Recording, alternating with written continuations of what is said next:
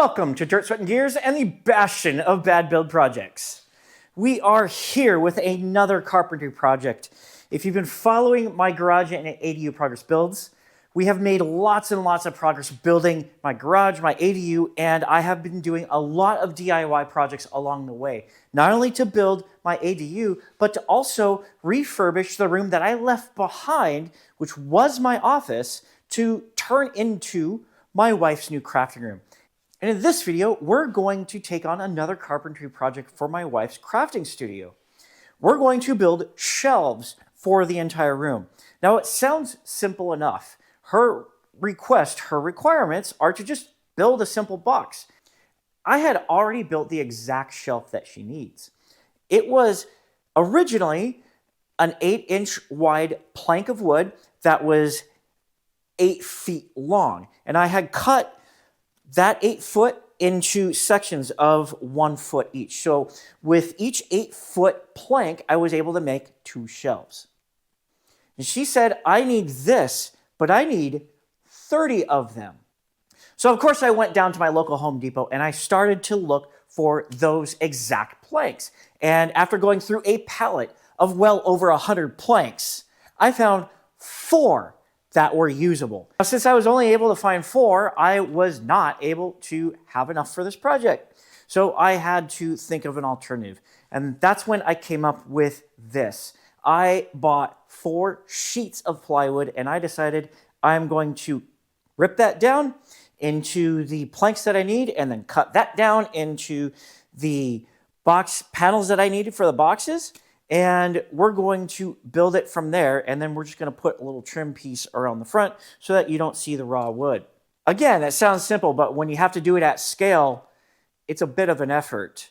But since you don't want to watch me build the same damn box 30 times, we're also going to do some work on the bathroom. Let's go upstairs and take a look at where we left off and what I want to build from there. We're back up here in my ADU, and I am making lots of progress in getting everything here sorted out.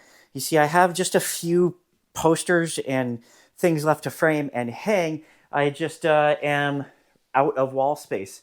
So I have to reconsider where I am putting things. And you see, I'm starting to move some things around, I added a shelf up there. There's a shelf up there, moved some of the artwork around, and really just kind of getting settled in as I go. This place is really, oh, it's so good. I'm really, really happy with this place and how it came out. I still have a lot of work to do in the kitchen area, and we're going to do that in a separate video. Moving into the bathroom, the first thing I want to do here is, before we even get into the bathroom proper, I want to build shelves here. And since the theme of this whole episode is to build shelves, I can't help it. I have to. It's time to address it. And what are my plans for these shelves? Well, I have 1x2 strips that I can put along the side here to create support for a shelf that goes across. And I'm going to do that, I don't know how many times. I'm going to do that 1, 2, probably 2 or 3 shelves here, and then at least 1 more shelf down below. I do want to leave some space down below to store things like that, or like shoes. Maybe I'll do like a shoe rack or something. And I want to match those shelves the color of the door, because that will give a nice little consistency and flow and color variation going into the bathroom. I thought about painting it white, like the white trim, but I think since it's going to be made out of actually a nice cut of wood, I think even nicer than that, we should take that opportunity. Moving into the bathroom, I'm going to turn on some lights here. And we have, well, it's unfinished. It's pretty barren in here. So the first thing, obviously, is to paint the wall. This is the wonderful, beautiful patch job from the electrician's work. And we want to build the frame to mount our mirror, which is back here. I had mentioned it previously that this mirror I had rescued from my grandparents' house. This was mounted to the back of my grandma's dresser. And it's been, this thing has to be from the 60s. It's pretty old. And I bought some trim pieces that I want to cut around to hold the window up to the wall. We're going to remove these pieces here and mount it up to the wall. It fits really well above this plate here, and it ends just below the lights. So I think we're going to be in really good shape for mounting this mirror. I also want to, of course, since we're building shelves in this video, build some shelves. Think once the mirror is up, I'll be able to take a good measurement of something to put in this space here for shelves. Now on this wall, since we have to maintain kind of like an entry and exit flow, this wall I'm going to put pictures. Of course, we need some toilet accessories and means to store them, and we have to do some work in the shower area. I have a curtain rod that I bought from Walmart, but the curtain that I bought with it came out just absolutely awful. So we got to figure that out too. I do have an inner shower liner that I can hang once I have a curtain. But the shower looks great. I think it's going to work great. I mean, I have taken a shower, but without a curtain, it kind of makes a mess on the floor. So really looking forward to getting this done. So this is something we're going to do in this video as well. We're going to cut down enough to make 28 boxes, and hopefully with the rest of the materials, we can make the shelves for our bathroom. Let's get to work.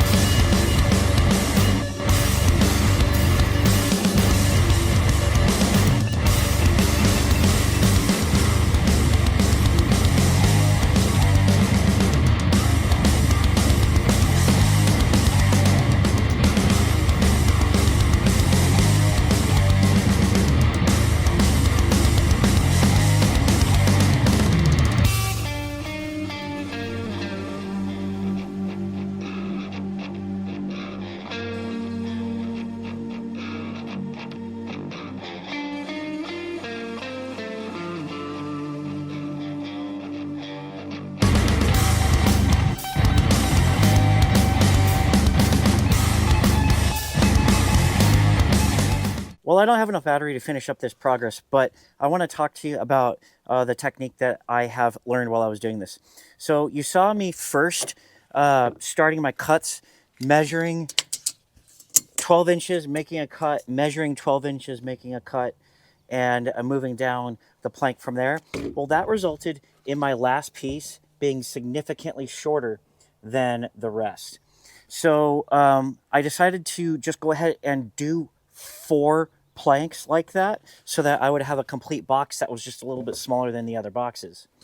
But from there, I decided to change my process a bit. So instead of doing one cut and going down from there, I decided to start cutting in halves. And so the way I did it with these boards is really good for precision because you end up getting the most consistency among all of your cuts. However, you do end up with a bit of waste because you're going to end up with a piece of wood that is significantly shorter than all of the ones you've been cutting.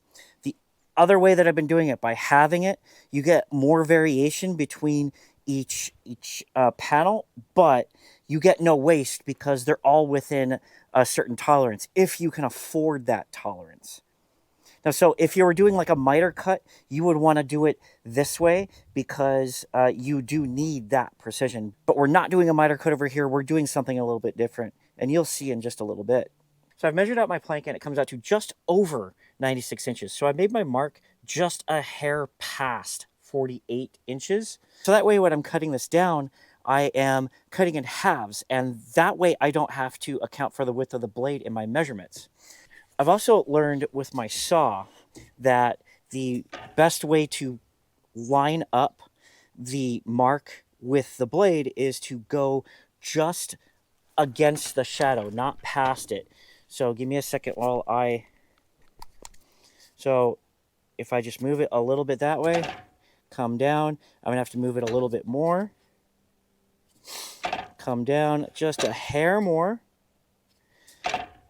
and I wanna line it up right about there. Line everything up, make sure your hands are out of the way.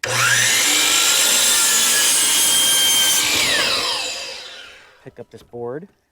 Yeah, these came out damn near perfect. I suppose I should have double checked this before I made all of these cuts, but now all of these panels are cut. Let's figure out if my wife's fabrics are gonna fit. Oh, I am so lucky. All of that effort was not wasted.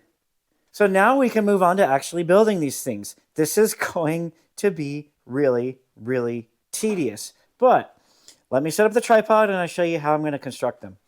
This box is not secured in any way, so if I breathe on it too hard, it's going to fall over. But this is the general idea.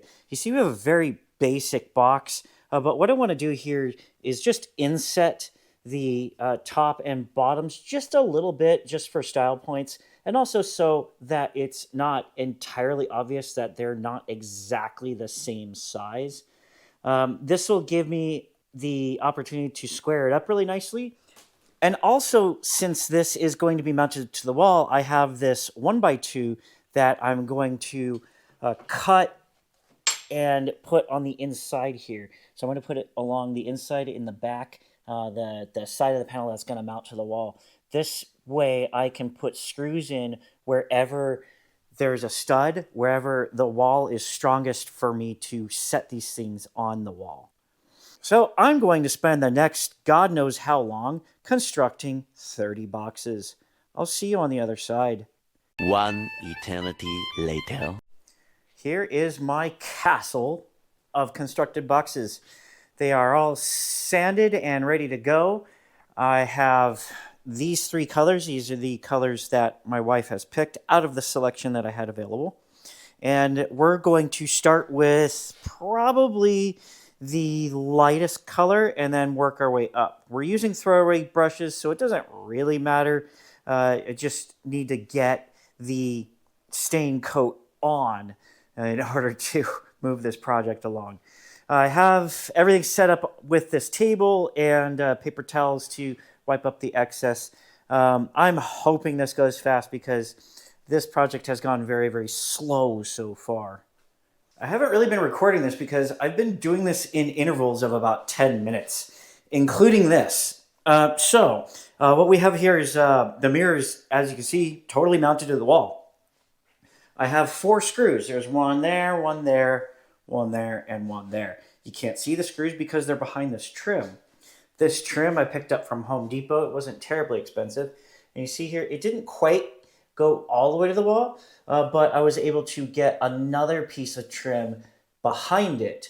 And so now it looks really nice laid up on the wall like that. And so there are a few things that you need to address here. The first being the opening for the old electrical outlet, which is not an electrical outlet anymore. It was just a junction box and it's moved over. Now that that's covered up by the mirror, there was like a small gap, kind of like what we see like down here. It's about that much. It was exposed underneath the mirror and I had to patch that up. And then from there we have the mirror itself wobbles a little bit and the corners look horrible because there's no kind of caulking there to seal it up and hold it in place and look good along the edges. So that's why I put tape here. I'm going to put tape on this wood here as well so that I don't get any of the caulking along on the wood, the original wood that I'm hoping to preserve. I have not started on these shelves, but that's probably going to be the next thing that I do. In here, I've been focusing mainly on the mirror, and I also hung a couple of hand towel rack and a towel rack over here, and really just started to make this place a lot more livable. I've also put up some posters and some things, and a really great Star Trek calendar for the month of April. This has really been coming a long way, and I cannot be happier with how this mirror turned out. You know, it's very rare that I have the kind of vision that I had for this and actually exceed expectations. Is it perfect? No. I could have probably gotten the caulk line along this corner here perfect, but I am settling for really, really good. The color is damn near perfect on the new wood versus the old wood. And also the gloss coating that I put on here just really makes it look classy. So the next thing I have to do is obviously clean up the wall. I gotta repaint it, and then I can close out this part of the project. There is one more thing that I want to do, but I think it's going to be more of a long-term goal. I eventually want to put something here. And I know I had talked about putting shelves over here. I'm going to do whatever I plan to do over here. And I'm debating on whether or not I build shelves here or if I get a medicine cabinet. It just depends on what I find readily available, if it fits the space, and if it fits the aesthetic. I know that if I build it, I can make it look right, but I have gotten really lucky with these fixtures and just the way they all work together. It's just absolutely beautiful. I cannot be happier with how this bathroom is turning out. So the next thing I'm going to do in this bathroom, and probably going to close out this part of the project after that, is to build the shelves in here. I still want to match the color of the door on those shelves so that we have a continuation of this color as we transition into the darker contrast of the bathroom. I got all 27 boxes stained, and they do look really, really good. I had to put 2 coats onto this color and also 2 coats on the cherry because the cherry just wasn't looking red enough. Strangely enough, this was supposed to be the darkest color, but it turned out to be the middle color. Honestly, I'm okay with it because all 3 look different enough from each other that when they go on the wall in the pattern, it's going to look great. Off camera, I also sprayed these cabinets with polyurethane, and I'm actually kind of disappointed with the results. I used a whole can on these 9 boxes, and you could barely tell I did anything. You can kind of tell on the trim pieces, but it's blotchy, so it's like, what's the point? So we're going to have to go brush it because that's just how things go. Sometimes, all the time, every single time I try to do anything at all. That's how it goes, as slow as humanly possible. Let's get this going because this project is going to be a part of my life until I am done. And I want to move on to other things, so let's go. Well, that was a lot of work. I have already taken 4 up to the front of the house, but I wanted to check in with you and show you what the 3 different colors look like with the stain and 2 coats of polyurethane. And I'm calling it good because this came out so nice. And I only had to do 1 light sanding in between coats of clear, and it came out just absolutely perfect. Perfect, no, but exceptional for the use case. This is perfect for what it needs to be. And I think any more effort, especially at this enormous scale, would have a massive diminishing rate of returns. You know, the difference between the first and the second coat was really meaningful. It really was a night and day difference in quality, and you could really feel the difference when you touched it, especially with that light sand in between coats.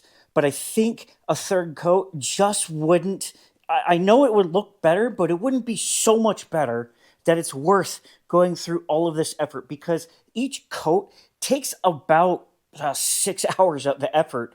It's a few hours at the end of the day for 2 days in order to make this happen.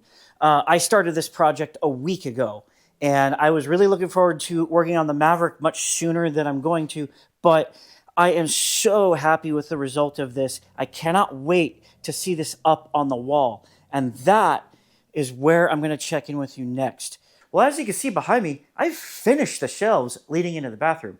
You may also be able to notice that they're not the same color as the door as I had planned, but that's okay because it seems I've unwittingly played into the same visual cues that I built into the shelves for my wife's crafting studio.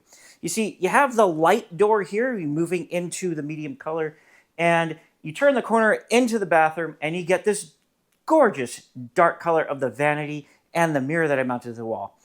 We've also got a few other surprises to show you once it comes to the vanity reel. So let's pick up the camera, get some music playing, and I'm going to show you the final result of both my wife's crafting studio and this gorgeous bathroom.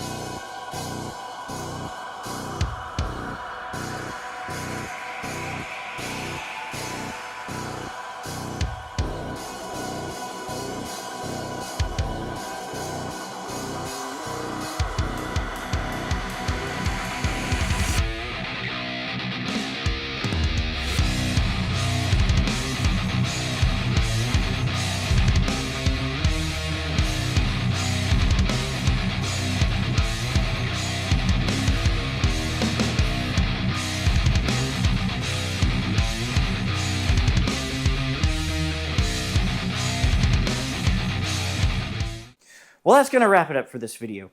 This project ended up taking about 5 months. And that's really because at some point I had 95% of the functionality I needed. And that meant that this project needed to go on the back burner while I worked on higher priority things like getting a truck. But thankfully, I can't sit still. So when my other projects ran into a blocker, I was able to pivot, turn my attention back to this bathroom, and get it done. There's still a couple of things I want to do, but for the most part, it's all done. You know, there's like, you know, the little TP roll holder thingy. I want to get one of those, but, you know, at the local hardware store, the fast solution, just rolling down the street, they're super expensive. So I'm holding off for the right opportunity for these things that I don't really need immediately.